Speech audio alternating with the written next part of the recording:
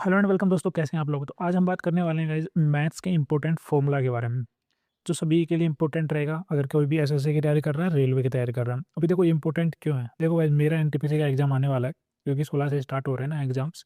तो मेरे को क्या फॉर्मूला रिवाइज करना था। तो मुझे लगा कि भाई ये अगर मेरे को ये चीज़ें ज़रूरत है लास्ट टाइम में, तो बहुत से लोगों को भी इसकी ज़रूरत हो सकती है। तो मैंने कहा कि चलो इसको एक अपन क्या करते हैं, रिकॉर्ड ही कर लेते हैं और साथ में सबके लिए काम आ जाएंगी वो चीज़ें, मेरे को भी रिवाइज हो जाएंगी और साथ में अगर जिसको जरूरत है उसके लिए भी बहुत ज़्यादा इंपॉर्टेंट रहेंगी। क्योंकि कोई भी एग्जाम्स होता है ना, तो लास्ट टाइम में अपन हर एक चीज़ नहीं पढ़ सकते मैथ्स के अंदर के रजिस्टर बड़े बड़े उठा के। लास्ट में फॉर्मूला अगर अपने पास हो ना, तो उनको रिवाइज कर लें तो अपने बहुत से क्वेश्चन सही हो जाते हैं। तो आज हम इस वाले इन स्लाइड्स से माध्यम से अपन पूरा फॉर्मूला याद करेंगे। लगभग मैं आपको पूरे जितने इंपॉर्टेंट फॉर्मूले हैं ना मैथ्स के अंदर, उन सबको मैं रिवाइज करवा दूंगा। और ये स्लाइड्स एकदम इंपॉर्टेंट होने वाली है कि इसके लिए अगर कोई एसएससी की तैयारी कर रहा है, जैसे बीसीजीएल आएगा, सीएचएसएल, एसजीपीओ और एमटीएस, साथ में रेलवे के एग्जाम्स, एनटीपीसी या जो भी एग्जाम्स अभी जैसे एनटीपीसी आ रहा है, तो इस तरह से मतलब इन सब के अंदर जिसमें मैथ आती है ना, उन सबके लिए इंपॉर्टेंट है। तो अब पढ़ने वाले क्या है वो मैं आपको एक बार स्लाइड्स के माध्यम से दिखा देता हूँ कि देखो ये अपने फॉर्मूले पढ़ने वाले हैं। ये मेंसुरेशन के फॉर्मूले हैं इंपॉर्टेंट, और ये ट्रिग्नोमेट्री के फॉर्मूले हैं, ये अलजेब्रा के फॉर्मूले इंपॉर्टेंट हैं, और लास्ट में आप ये ट्रिपलेट भी देखेंगे और साथ में स्क्वायर एंड क्यूब्स भी है। भाई कैलकुलस में बहुत ज़्यादा ज़रूरी है ये सब चीज़ें। तो आज हम इस वीडियो में ये सब देखने वाले हैं। अगर अच्छा लगे तो आप लाइक्स और शेयर कर सकते हैं। अदरवाइज़ आपके लिए सबसे मेन चीज़ तो यही रहेगा कि आप इनको सबसे पहले क्या कीजिए, एक रफ रजिस्टर या कोई कॉपी ले लीजिए और उसके ऊपर है ना अपने ये सारे फॉर्मूले लिख लेना, कि जब भी आपको कभी ज़रूरत हो ना, तो आपको दोबारा बार-बार है ना ढूँढना ना पड़े कि मेरे को फॉर्मूले कहाँ मिलेंगे, क्या नहीं मिलेंगे। चलो अभी ज़्यादा टाइम वेस्ट नहीं करते हैं और अपन शुरू करते हैं शुरुआत से। तो चलो शुरू करते हैं। तो हम सबसे पहले जो देखने वाले हैं ना, वो ज्योमेट्री के फॉर्मूले देखने वाले हैं। तो देखते हैं। तो देखो, अगर हमको सबसे पहले जो हम देखने वाले हैं, वो हम ट्रायंगल के देखने वाले हैं। अगर अपने को वो ट्रायंगल दे रखा है जिसकी भुजाएं दे रखी हैं, ए है, बी है और अपने को सी दे रखा है, यस ठीक है। तो उसके लिए एक प्रॉपर्टी होती है, अगर ये न्यून कोण है, ठीक है, इसके कोण न्यून कोण के बारे में दे रखे हैं, तो ए स्क्वायर होता है ना, वो लेस देन होता है बी स्क्वायर प्लस में सी स्क्वायर के। एक और प्रॉपर्टी होती है, उससे पहले अपन ये देख लेते हैं। अगर ए बी सी अपने को दे रखे हैं और ये दे रखे हैं अधिक कोण में, ठीक है, एक कोण 90 प्लस है, ओके, तो उसके लिए जो प्रॉपर्टी होती है वो होती है A square plus B. A square होगा वो ग्रेटर देन होगा B square plus C square से। यहाँ पे लेस देन था, यहाँ पे ग्रेटर देन है। अब ये होता है समकोण के लिए, अगर एक कोण कितना है 90 डिग्री है, ठीक है, तो उसका प्रॉपर्टी क्या होती है, ए स्क्वायर बराबर B square plus C square. तो ये तो तुम पाइथागोरस भी जानते होगे, पाइथागोरस का फॉर्मूला होता है A square plus B square plus C square. तो ठीक है, चलो आगे चलते हैं। अभी देखो right angle triangle at two, इसकी भी एक प्रॉपर्टी होती है। आप अगर अपने को कोई देखो ट्राइंगल दे दे, ठीक है, और उसमें अपने को ये प्रॉपर्टी दे रखे हो कि ए बी सी उसके साथ वो दे रखे हैं, और साथ में अपने को डी उसका एक पॉइंट दे रखा है जो इसके ऊपर लंब है और यहाँ पे 90 डिग्री का एंगल बना रहा है। तो एक प्रॉपर्टी होती है जिसको अपन निकाल सकते हैं अगर अपने भुजाएं दे रखी हो। तो अगर एक प्रॉपर्टी होती है B D square is equal to A D plus में डी सी, तो बी डी क्या हो गया, ये और ये नीचे वाला डी, ये बी, बी डी स्क्वायर बराबर क्या हो जाएगा, ए डी और डी सी। एक प्रॉपर्टी ये हो गई, ठीक है। उसके अलावा अगर अपने को ए बी स्क्वायर, मतलब इनमें से जो भी चीज़ें अपने को दे रखी होंगी और जो चीज़ें निकालनी होंगी ना, उससे अपन निकाल सकते हैं। एक और होता है ए बी स्क्वायर, ठीक है, ए बी स्क्वायर क्या हो जाएगा, ए डी इन टू में ए सी, ठीक है। तो इसको याद करने का भी एक ट्रिक है, वो मैं आपको बताता हूँ क्या होता है।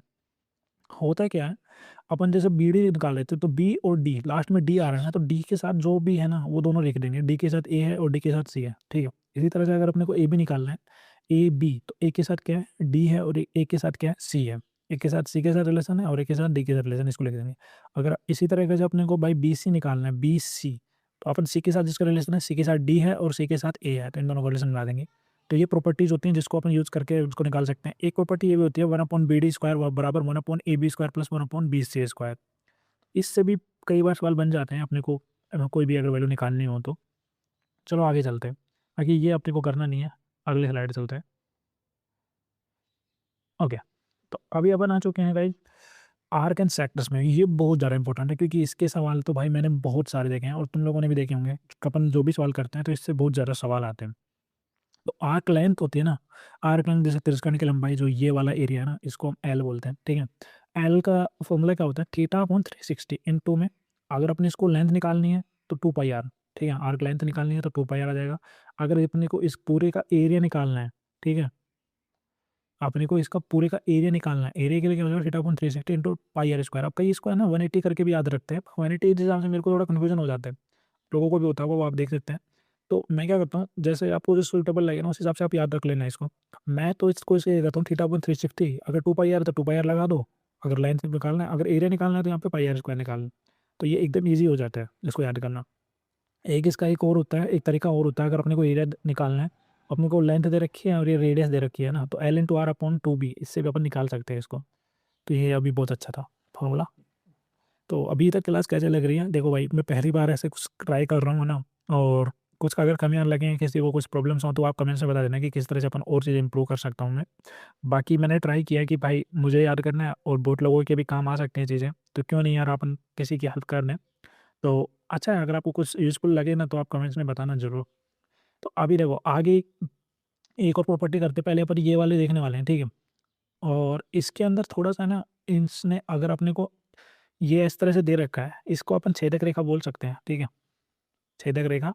और तो अगर दो रेखाएं दे रखी हैं अपने को और उसके पॉइंट्स दे रखे हैं, तो एक इसकी भी प्रॉपर्टी होती है, पी के साथ रिलेशन ए का, पी के साथ रिलेशन बी का, P A into P B बराबर क्या हो जाएगा, P C into P D. तो पी के साथ पहले बड़ा वाला रिलेशन लगा दो और फिर उसके बाद छोटा वाला लगा दो, ठीक है। तो ये भी एक बहुत अच्छा है जो आपको काम आता है बहुत टाइम पे। इस तरह के सवाल आते हैं तो उनको भाई करना चाहिए। ये प्रॉपर्टीज के कई बार आ जाते हैं, अपने को दो चार दे का दे देते हैं और अपने को बोल दे कि उसकी लंबाई इतनी है इतनी है, तो अपने को कोई भी निकालना हो, जैसे पी निकाल रखा हो या इसकी वैल्यू निकाल दे, 3 दे रखी हो, तो इस फॉर्मूले से अपन निकाल सकते हैं। एक प्रॉपर्टी और होती है, अपने को ये देखिए, तो यहाँ पे तो ये दे रखा था, अगर ये इसको अपने को एक स्पर्श रेखा बता दे कि भाई ये तो एक तो सेंटर से जा रही है, एक उसकी स्पर्श रेखा दे दे, तो अगर ये ए बी है, ठीक है, ए बी है, ओके, और ये साथ में यहाँ पे ए बी सी और इसको डी मान लो, ठीक है, तो ये डी है, ए बी सी डी। तो क्या हो जाएगा भाई, अगर यहाँ पे एक है, अपन 2 बार लिखते थे, इसको अपन स्क्वायर कर देंगे, ए बी स्क्वायर बराबर क्या हो जाएगा, ए डी इंटू ए सी। चाहे पहले ए सी इंटू ए डी कर सकते हो, उससे कोई प्रॉब्लम नहीं है। तो एक ये प्रॉपर्टी होती है, एक ये प्रॉपर्टी होती है। अब तीसरी प्रॉपर्टी क्या होती है, अगर अपने को सेंटर मतलब सर्कल दे रखा है, उसके अंदर के दो हैं, इनको जीवाएं बोलते हैं, ठीक है, जीवाएं दे रखी हैं, तो उसके लिए क्या करते हैं, वो जो प्रॉपर्टी होता है ना, बीच वाला जो होता है ना, इससे आप अपन प्रॉपर्टी बनाते हैं, पी के साथ ए का रिलेशन पी ए, पी के साथ रिलेशन बी का पी बी, और साथ में पी का रिलेशन डी के साथ पी डी, और पी का रिलेशन सी के साथ पी सी। तो ये एक रिलेशन ये भी होता है, तुम ये भी याद रख सकते हो। चलो आगे चलते हैं। अभी कॉमन टेंजेंट, भाई इससे भी बहुत ज़्यादा सवाल आते हैं, और देखा होगा आप लोगों ने भी ये सब चीज़ें। तो दो प्रकार से होता है, एक डायरेक्ट कॉमन टेंजेंट होता है, एक ट्रांसवर्स होता है। मैं पहले क्या भूल जाता था भाई, किस में प्लस आएगा किस में माइनस आएगा, तो कन्फ्यूजन होता है, बहुत से लोगों को भी होता होगा ये चीज़ें। पर क्या है कि अपन बार बार उन चीज़ों को देखते रहते हैं ना, तो अपनी चीज़ें याद हो जाती है। इसलिए मैं बोल रहा हूँ कि भाई लास्ट टाइम में फॉर्मूला इतने इंपॉर्टेंट क्यों है, क्योंकि अपन लास्ट में अगर इन चीज़ों को रिवाइज करेंगे ना, जैसे अभी अपन बैठ के अपन पढ़ रहे हैं कि भाई अपने को क्या पढ़ना है क्या नहीं पढ़ना, तो अपने को कन्फ्यूजन हो जाता है, यार मैं ये टॉपिक को पढ़ूँ ये ना पढ़ूँ। लेकिन अगर आपने लास्ट में फॉर्मूला भी पढ़ लिया ना, तो ये तो डायरेक्ट फॉर्मूला वाले ही सवाल होते हैं, वह उनको फॉर्मूला याद है तो रखो वैल्यू और उत्तर निकालो। तो इससे अपने को मतलब 4 से 5 नंबर इजी भर जाते हैं सबके फॉर्मूला से ही। तो अभी देखो मेनली क्या, अगर अपने को डायरेक्ट कॉमन टेंजेंट दे रखी हो, उसमें क्या होता है, ये रेडियस दे रखी है R1 है, ये इधर का R2 है, और ये डिस्टेंस है, इनके बीच की दूरी D है, और ये अपने को निकालना है इसको, ठीक है, लंबाई निकालना है, L निकालना है इस प्रकार की लंबाई। तो L बराबर क्या होता है, अंडर रूट में D square minus R2 minus R1, क्योंकि जो बड़ी है उसमें से छोटे वाले घटा देंगे और उसका होल स्क्वायर कर देंगे। तो वो ये नहीं देखना कि R2 मेरे को ये घटाना है, जो बड़ी है ना उसमें छोटे घटा देना और उसको होल स्क्वायर कर देना, उसको माइनस कर देना, तो अपनी लेंथ आ जाएगी उसकी। अगर ट्रांसवर्स हूँ तो तुम ट्रांसवर्स, ट्रांसवर्स में क्या हुआ, उल्टा होता है, तो मतलब बीच पे तो यहाँ पे तो माइनस आएगा, बस यहाँ पे प्लस आ जाएगा। देखो इसमें दोनों माइनस माइनस है, अगर डायरेक्ट हो दोनों माइनस, इसमें एक बार से प्लस, तो बीच में तो माइनस सेम है, बस लास्ट वाला चेंज चेंज हो जाएगा। तो यहाँ पे क्या आ जाएगा, प्लस आ जाएगा, और ये हो जाएगा वो सेम की सेम है, ये R1 है, ये नीचे वाला R2 है, ठीक है, ये डिस्टेंस D है। तो L बराबर क्या हो जाएगा, D square minus R1 plus R2 का होल स्क्वायर। तो ये ट्रांसवर्स के लिए होता है। साथ में एक और होता है, अगर ये कोलैप्स कर रहे हैं, कोलैप्स नहीं, टच इन कर रहे हैं, टच कर रहे हैं ना, तो जो रेडियस होता है वो R1 प्लस R2 के बराबर हो जाता है, इनके बीच का डिस्टेंस होता है, जो हमने यहाँ पे D लिया था ना, तो ये R हो गया, तो एक फॉर्मूला बन जाता है, जिसको अपन खोलेंगे ना तो ये सूत्र आता है डायरेक्ट, L बराबर 2 R1 R2। कई बार डायरेक्ट ये भी आ जाता है, तो अपन इसको भी याद रख सकते हैं। अगर ये टच कर रहे हैं ना, तो फिर अपने को इतना बड़ा फॉर्मूला करने की जरूरत नहीं है, करेंगे तो इस तरह से ही अपन, लेकिन क्या है कि अपन डायरेक्ट कर सकते हैं, L बराबर 2 √R1 इंटू R2। चलो आगे चलते हैं। अब अपन देखो, ये जब ये लगभग खत्म होते हैं ज्योमेट्री के जो भी इंपॉर्टेंट थे, अभी हम मेंसुरेशन में जाने वाले हैं, तो मेंसुरेशन शुरू करते हैं। ओके, तो मेंसुरेशन में आ चुके हैं। मेंसुरेशन में अपन सबसे मेन चीज़ है वो है ट्राइंगल। ट्राइंगल से शुरू करते हैं। जनरल ट्राइंगल होता है, उसका अपने को एरिया निकालना है। एरिया का फॉर्मूला क्या होता है, एस इंटू में S minus A S minus B into S minus C. तो ये होता है अंडर रूट के अंदर S minus S into S minus A S minus B into S minus C. Okay, अब एस क्या होता है? एस होता है यहाँ पे अर्ध परिमाप, ठीक है, अर्ध परिमाप, अर्ध परिमाप होता है। अभी हाँ, एक चीज़ भाई यहाँ पे प्रॉब्लम सोच सकते हैं कुछ लोग, बोलेंगे कि भाई ये हिंदी में नहीं है, हिंदी मीडियम वालों के लिए। देखो भाई, मैं भी हिंदी मीडियम से हूँ, तो अभी पीडीएफ मैंने इंग्लिश मीडियम इसलिए बनाई है क्योंकि इंग्लिश मीडियम वाले बच्चे होते हैं ना, उनको भी समझ में आ जाएगा वो चीज़ें, जो भी अपने अपने साथ में भाई दोस्त है, उनको भी कोई इशू नहीं होगा। और बाकी मेरे को भाई हिंदी में, मेरे को भी हिंदी मीडियम से हूँ, तो मेरे को भी वो चीज़ें प्रॉब्लम्स होती हैं, तो मैं सब कुछ हिंदी में ही बोल रहा हूँ। बाकी इंग्लिश में बस थोड़ा पीडीएफ है। अगर हिंदी में किसी को चाहिए तो मैं लास्ट में ना पीडीएफ बना के डाल दूंगा, अगर आपको बोलेंगे कि भाई हमको पीडीएफ चाहिए। बाकी मैं बोलूँगा कि भाई आप एक रजिस्टर लीजिए और उसमें एक एक फॉर्मूला लिखिए, जैसे मैं बोलता जा रहा हूँ ना साथ साथ, तो उससे क्या अपने को याद भी हो जाएंगे और अपने को बाद में फ्यूचर में भी काम आएंगे वो चीज़ें। तो यहाँ पे अर्थ में आपके लिए होता है एस बराबर ए प्लस बी प्लस सी अपॉन में 2। एरिया निकालने का एक और फॉर्मूला होता है।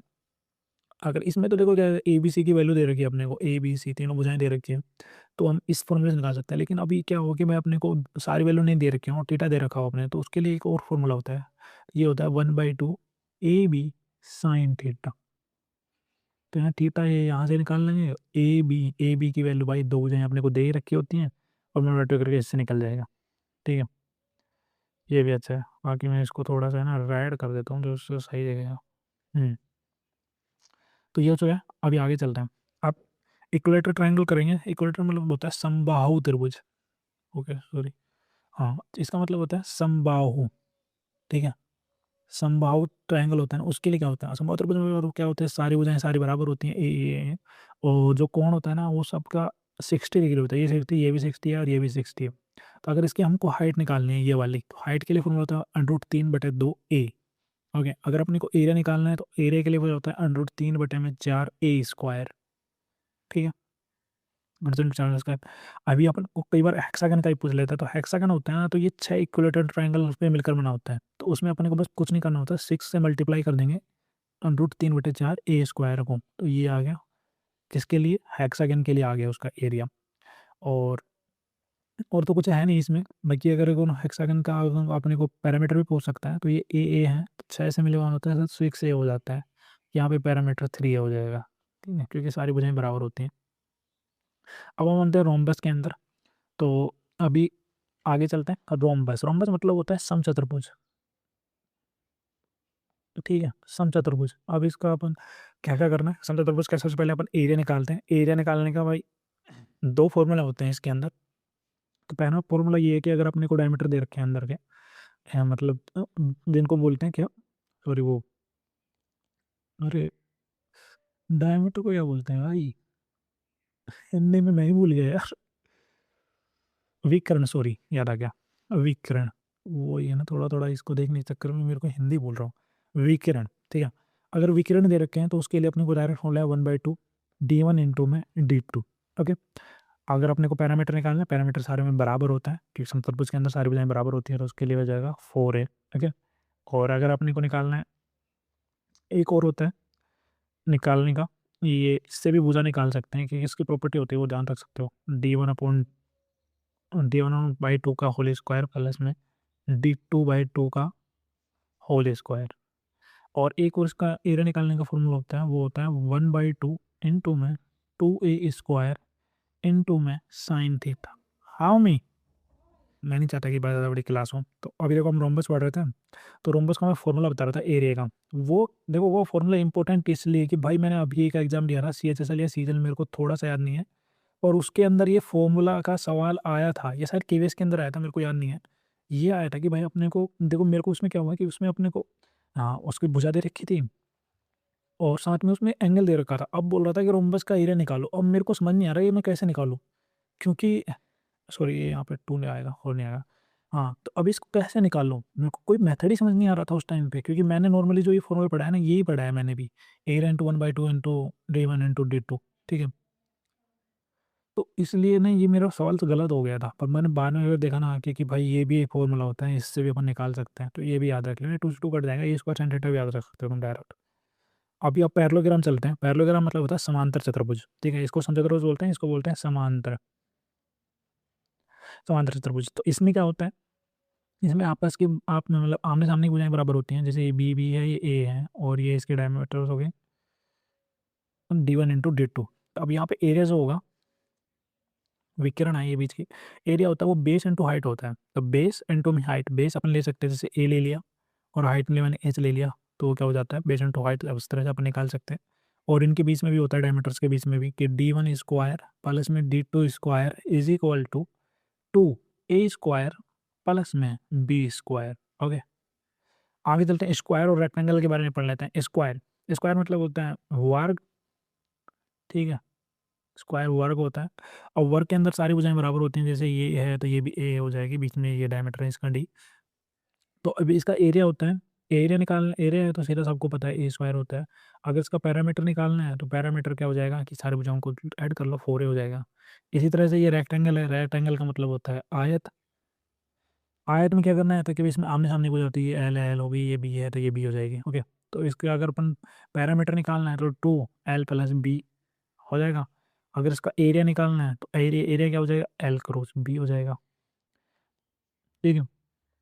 और साथ में एक चीज़ और होती है यहाँ पे अपन ध्यान रख सकते हैं, रेक्टेंगल में जो डी होता है ना उसके बीच में रिलेशन होता है, डी बराबर होता है एल स्क्वायर प्लस में एच स्क्वायर।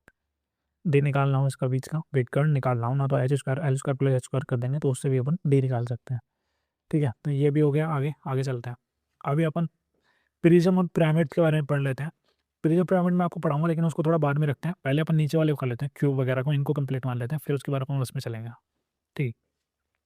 अभी देखो क्यूब को याद करो, क्यूब का जो वॉल्यूम होता है ना, देखो चीज़ें अपने को एकदम कनेक्ट करके याद रखनी है कि भाई अपन भूले ना। तो अपन सबसे मेन चीज़ याद करें, पहले वॉल्यूम निकाल लेते हैं। क्यूब का वॉल्यूम होता है वो होता है ए क्यूब, ठीक है, क्योंकि उसमें सारी भुजाएं बराबर होती हैं। अब उसमें हम करते हैं curved surface area. Curved surface area क्या होता है, क्यूब का कर्व्ड सरफेस एरिया क्या होता है, वो होता है 4a स्क्वायर, ठीक है। अब टोटल सरफेस एरिया उसमें आ जाता है 6a स्क्वायर, ठीक है। अगर अपन इस तरह क्यूबॉइड याद कर लेते हैं, क्यूबॉइड, इसको क्यूब को बोलते हैं घन, क्यूबॉइड को बोलते हैं घनाभ, ठीक है। अब घनाभ में क्या हो जाता है, अगर अपने को सबसे पहले वॉल्यूम निकालना हो तो वॉल्यूम हो जाएगा एल इंटू बी इंटू में एच, ठीक है, एल इंटू बी इंटू में एच। अगर अपने को देखो ये यहाँ पे लिख रखा है सब चीज़ें, टोटल सरफेस एरिया और कर्व्ड सरफेस एरिया, तो अपन कर्व्ड सरफेस एरिया निकालना हो, इसको बिठा देता हूँ यहाँ पे, लिख देता हूँ कर्व्ड सरफेस एरिया। जो क्यूबॉइड का कर्व्ड सरफेस एरिया होता है ना, वो क्या होता है, वो होता है 2 इंटू में एल बी, नहीं सॉरी एल भी नहीं आएगा, एल आए, और हट ही जाएगा, चलो कोई नहीं। Curved surface area, curved surface 2 into में एल प्लस में बी इंटू एच, तो ये होता है कर्व्ड सरफेस एरिया, 2l+b और ब्रैकेट के साथ इंटू में एच, तो ये कर्व्ड सरफेस एरिया था।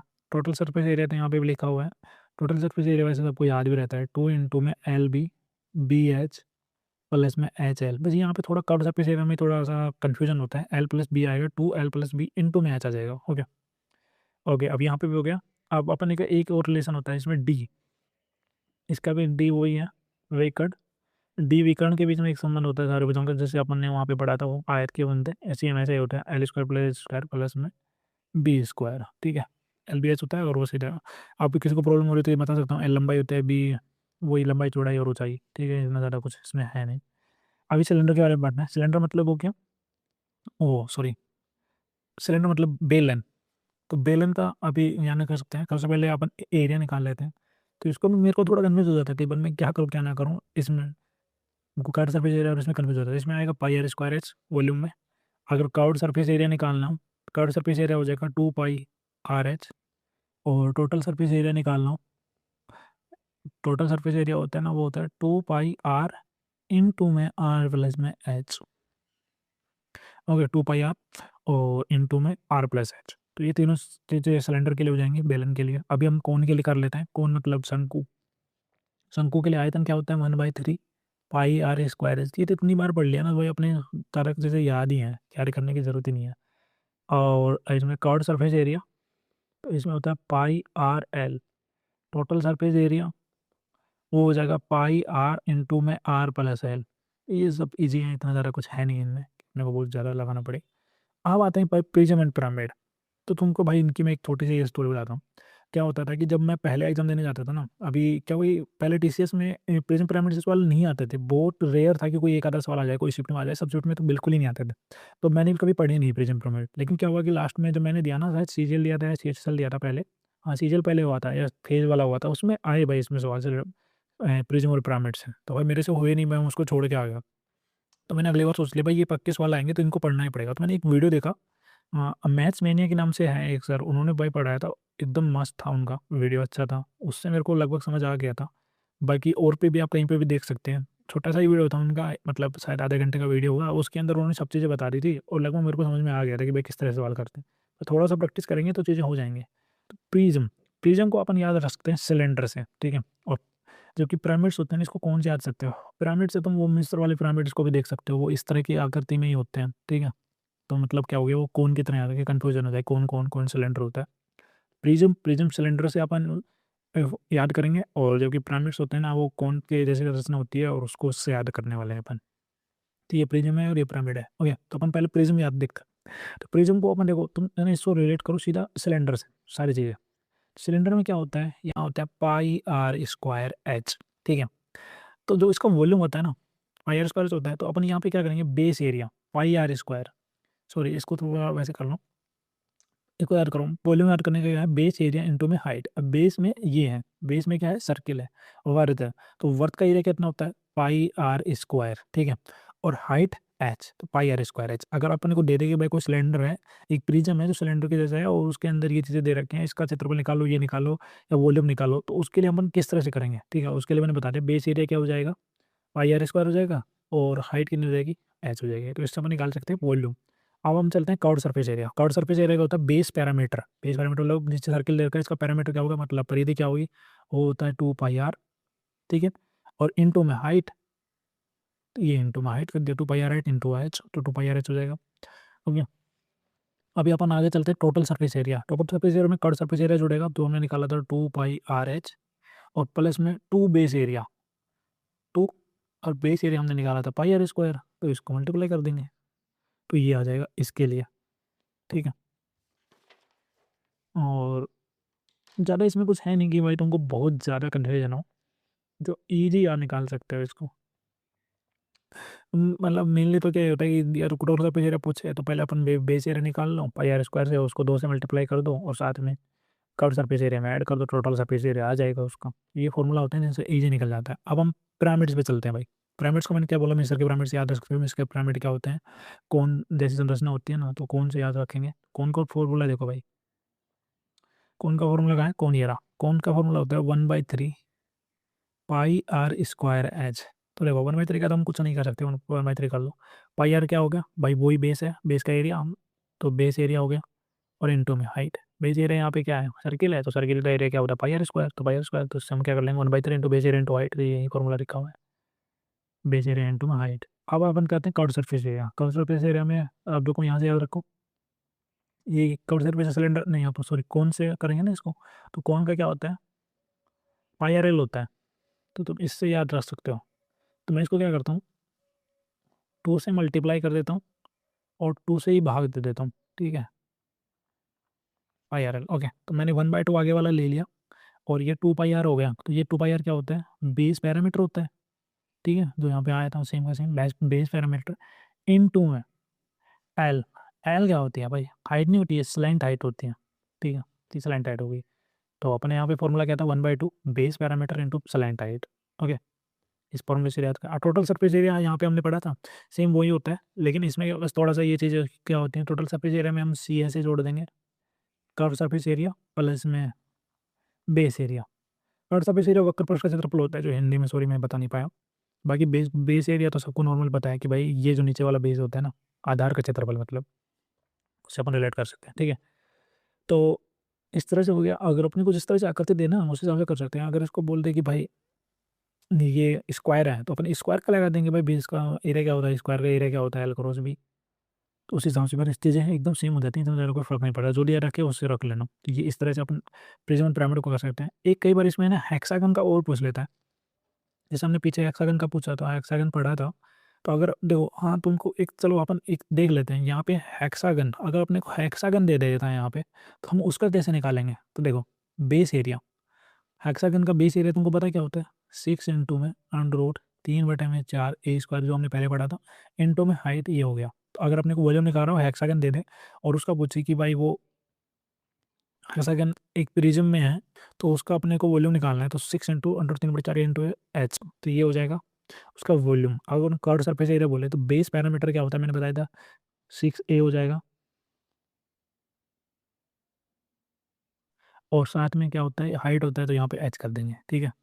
अगर आप प्रिज्म को आप टोटल सरफेस एरिया निकाल, तो कर्व सरफेस एरिया हमारा अभी आया था 6a इंटू एच, और प्लस में वो हम जोड़ देंगे 6 इंटू में अंडर रूट 3/4 ए स्क्वायर। बेस एरिया हमारा ये है, तो इसको 2 से मल्टीप्लाई कर देंगे, काट पीट करेंगे उससे डिस्टेंस हो जाएगा, तो ये हो गया यहाँ पे, ठीक है। इसी तरह से हम पिरामिड्स में ले सकते हैं। अगर हेक्सागन है अपने पास तो इसके पिरामिड्स के फॉर्मूले भी कैसे आएंगे, तो मैं इसको थोड़ा लंबा खींच दिया, थोड़े लोग बोर हो सकते हैं, वो मैं तो आपको डायरेक्ट ही बता देता हूँ, क्योंकि फिर बाद में है ना समस्या होगी। अपने इसको बस यहीं तक ही रखते हैं, ज़्यादा अपने को इसको करने की जरूरत है नहीं, ठीक है। अभी आप हम चलते हैं आगे। बाकी आप जिसको थोड़ी प्रॉब्लम्स होती है ना प्रिज्म और पिरामिड्स में, तो वो एक कोई भी वीडियो देख लेना किसी भी सर का, तो उससे आपके ना लगभग डाउट्स क्लियर हो जाएंगे। वीडियो शायद बहुत लंबी बन गई भाई, मेरे को थोड़ा इसको फास्ट कराना पड़ेगा, बहुत टाइम लग रहा है। अब अपन चलते हैं स्पेरल फॉर्म्स के अंदर, ठीक है। स्पेरल फॉर्म्स के अंदर क्या होता है, वॉल्यूम, अपने को वॉल्यूम निकालना हो। स्पेरल मतलब होता है गोला, ठीक है गाइज, इसका मतलब होता है गोला। गोले का वॉल्यूम क्या होता है वो सबको पता ही है, 4/3 पाई आर क्यूब। मैं लिख इसलिए रहा हूँ क्योंकि भाई मेरे को भी याद हो जाएंगे, क्योंकि मेरा भी एग्जाम्स है एंट्रीज का। और हाँ यार, मेरा तो अभी जो है ना एग्जाम सेंटर आया नहीं, किस किस सिटी आ गया मेरे को बताना कमेंट्स में, अगर कोई वीडियो देख रहा है यहाँ तक तो।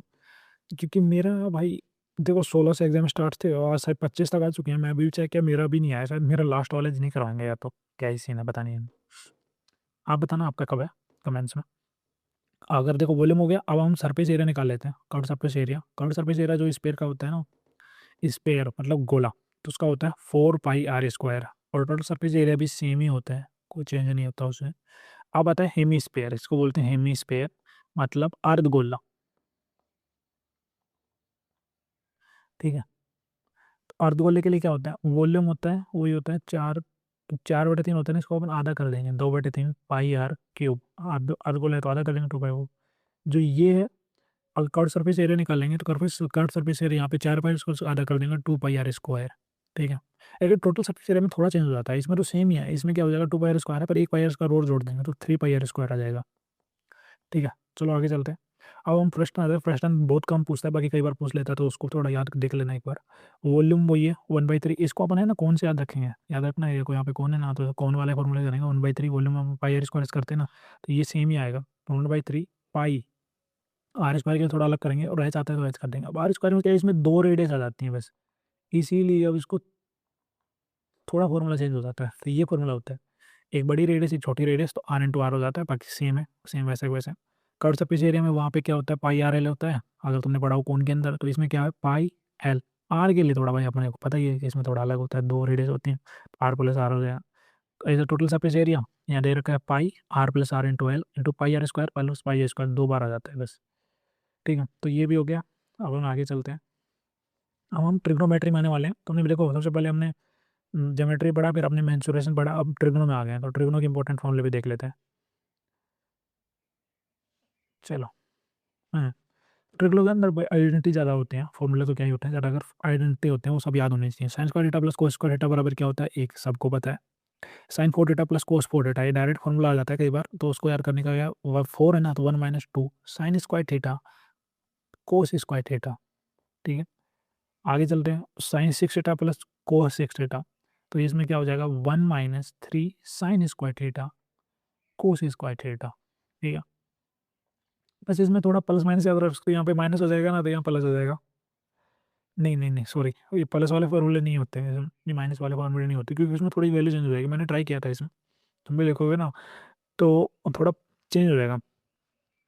इसमें जो अगर sine square 4 theta minus cos 4 theta करोगे ना, तो उसकी वैल्यू आएगी, वैसे तो आएगी sign square theta minus cos square theta, और जिसको हम क्या लिख सकते हैं, कोस 2 थीटा लिख सकते हैं, और माइनस के अंदर। तो इस तरह से थोड़ा अलग फॉर्मूला होता है, वो उनको याद करने देना, प्लस वाले याद रख लो बस। तो अब इन्वर्सेशन भी याद कर सकते हो, अगर सेक थीटा दे रखा है माइनस टेन थीटा दे रखा है, तो उसके लिए क्या होगा, 1 अपॉन में sec theta plus tan theta. Inversion भी कई बार आ जाता है सेक थीटा प्लस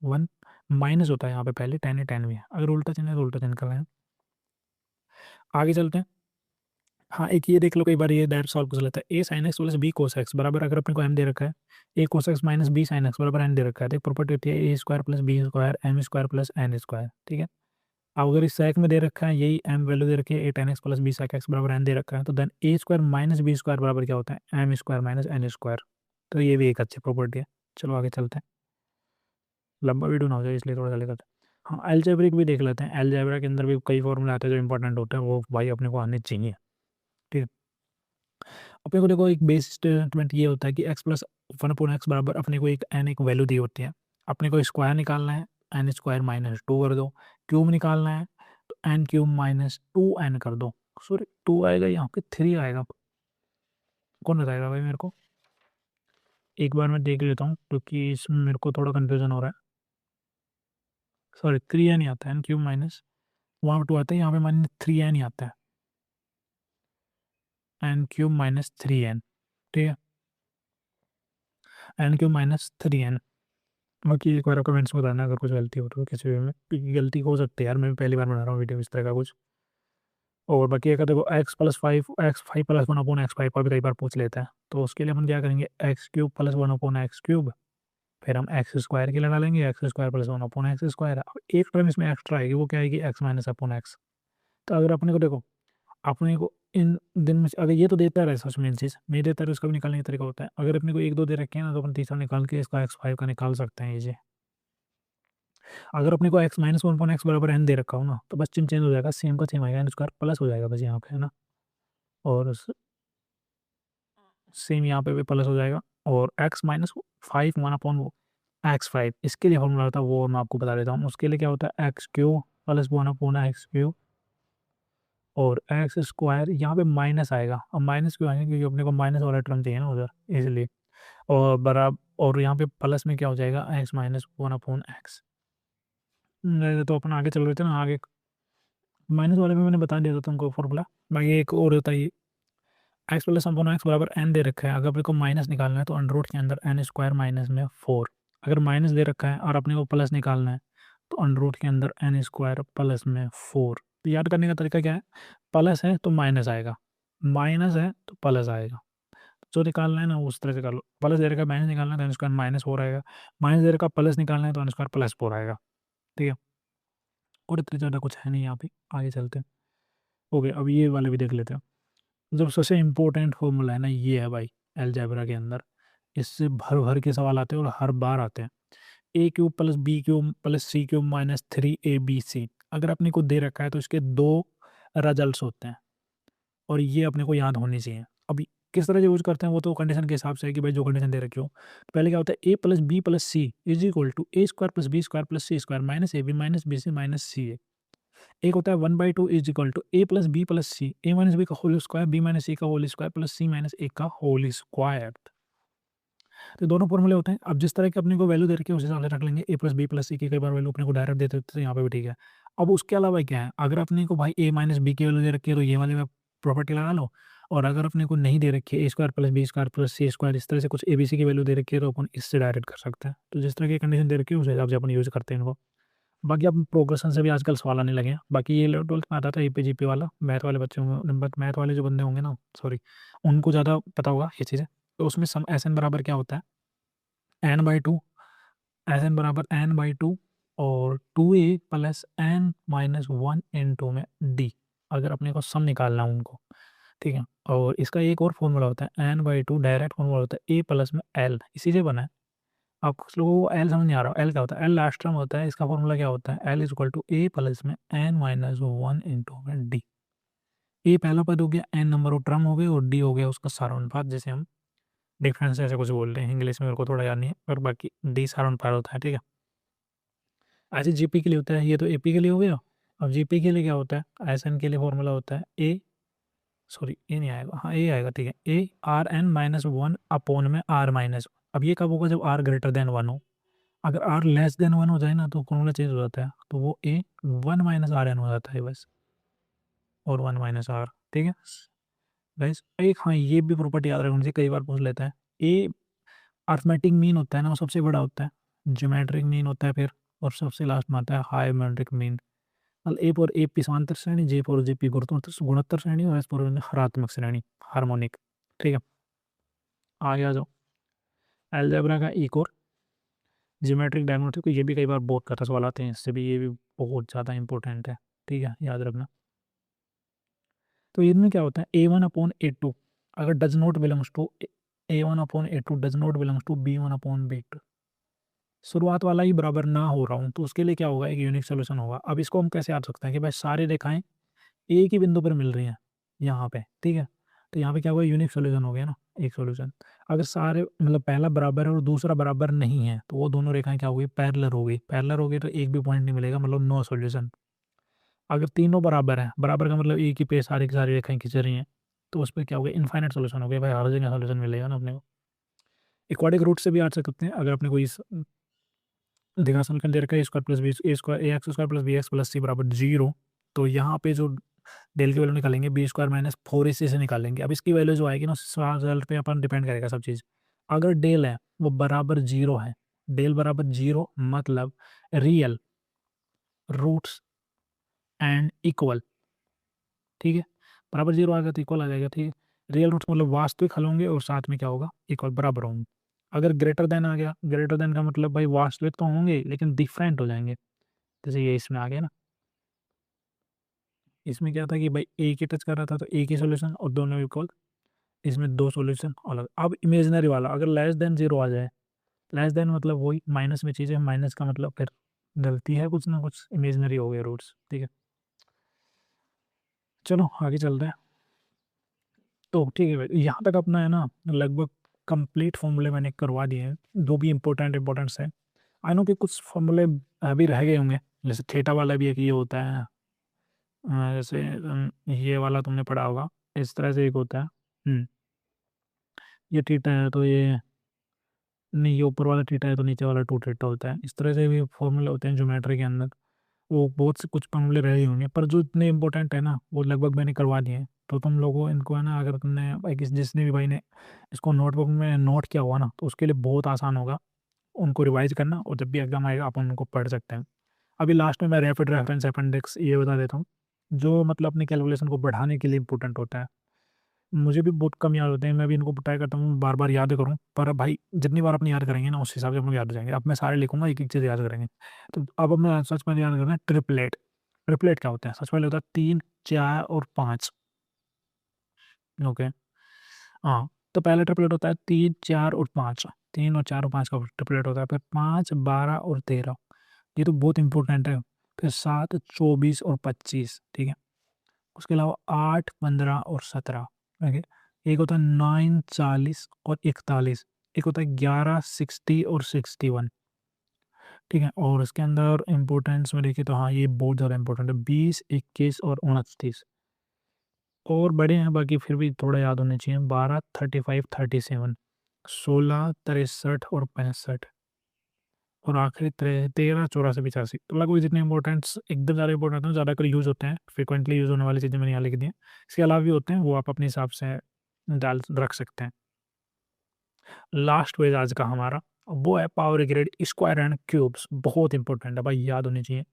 स्क्वायर आपको नॉर्मली 30 से 40 तक याद होनी चाहिए, 30 तक भी याद कर लेंगे तो ठीक है, काम चल जाएगा। और 25 तक आपको क्यूब याद होने चाहिए। आई नो कि याद नहीं होता है, मुझे भी याद नहीं है बहुत से लोगों का, पर ट्राई करोगे भाई, जितना याद करोगे ना तो आपको वहाँ पे कैलकुलेशन करने में ईजी होगा। जैसे अभी मैं अटेम्प्ट करता हूँ तो मेरे 20 22 वाले अटेम्प्ट होते हैं मैथ्स में। तो अगर आप वहाँ पे जितना फास्ट कैलकुलेशन करोगे ना, मतलब सीजीएल वगैरह के बता रहा हूँ, बाकी अगर रेलवे वगैरह में टाइम होता है थोड़ा, तो अपन उसमें नहीं होता है तो अपन काम चला लेते हैं। पर जितना याद होंगी तो ज़्यादा आसान हो जाती है। 1 का स्क्वायर 1, 2 का 4, 3 का 9, 4 का 16, 5 का 25, 36, 7 का 49, 8 का 61, 81। नॉर्मली सबको याद रहते हैं, इतना ज़्यादा कुछ याद नहीं है। मैं 20 के बाद कर लेता हूँ। 21 का 441 भैया, 22 का 484, ठीक है। 23 का 529 मैं देखे करता हूँ 6, और 24 का 576, 25 का होता है 625, 26 का होता है 676, 27 का होता है 729, 28 का होता है शायद 28 का हो जाता है 784 होता है, सॉरी 784, 29 का होता है नहीं पता 841, 841, और इसका सबको पता है 900। ओके, क्यूब में 1 का 1, 2 का 8, 3 का 27, 4 का 64, 5 का 125, 6 का 216, 7 का 343, 8 का 512, 9 का 729, 10 का 110। अभी कोई बोल रहा है भाई क्यों कर रहे हो भाई, मेरे को भी याद होने चाहिए, और ये जितनी ज़्यादा लिखेंगे, जितनी बार इनको देखेंगे ना, उतने ज़्यादा होंगे। तुमको निकाल के यहाँ तो सामने लगा सकते हो, ठीक है, तो उससे भी याद हो जाते हैं। 11 का 13331, 13331, ओके। और उसके अलावा 12 का 1728, 13 का 2197, 14 का 2744, 15 का 3375, 16 का 4096,